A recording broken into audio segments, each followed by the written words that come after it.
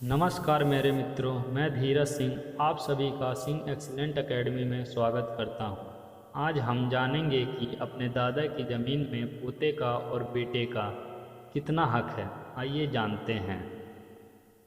अगर दादा की पैतृक संपत्ति है तो उसमें बेटे और पोते का हक सबसे ज़्यादा होगा। अगर दादा अपनी वसीयत में अपनी ज़मीन किसी और के नाम कर देता है तो उस ज़मीन पर उसी का अधिकार रहेगा। अगर दादाजी की बिना वसीयत तैयार किए हुए मृत्यु हो जाती है तो उनके पैतृक संपत्ति में उनके घर के लोगों का बराबर का हिस्सा रहेगा।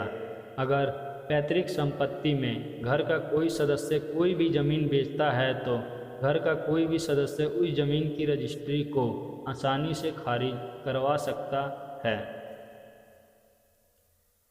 घर के सदस्य में केवल उन लोगों को शामिल किया गया है जो हिंदू उत्तराधिकारी अधिनियम 1956 की धारा 8 की सूची में आते हैं, जिसमें अलग अलग वर्ग और वारिस के बंटवारे का विवरण दिया हुआ है और इसमें भी दिया गया है कि पैतृक संपत्ति में सबसे पहला अधिकार किसका होता है। आइए हम आपको हिंदू उत्तराधिकारी अधिनियम 1956 की धारा 8 की सूची को हम एक तस्वीर के माध्यम से आपको पैतृक संपत्ति के बंटवारे के बारे में बताते हैं।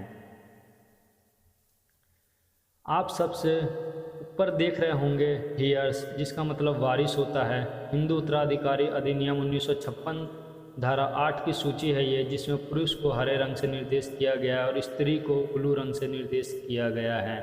आप इस सूची में देख रहे होंगे सबसे ऊपर घर के मुखिया यानी पिता का दर्जा दिया गया है और उनके बाद उनकी पत्नी को, फिर उसके बाद उनके पुत्र को, फिर पुत्री को, फिर पोता को, फिर पोती को, फिर नाती को, फिर नातिन को, फिर परपोता को, फिर परपोती को, फिर पर नाती को, फिर पर नातिन को।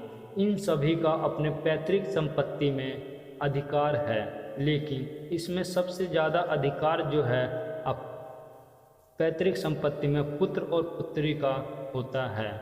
मैंने आपको इस तस्वीर के माध्यम से जो भी बताया है वह सब हिंदू उत्तराधिकारी 1956 के अंतर्गत आता है।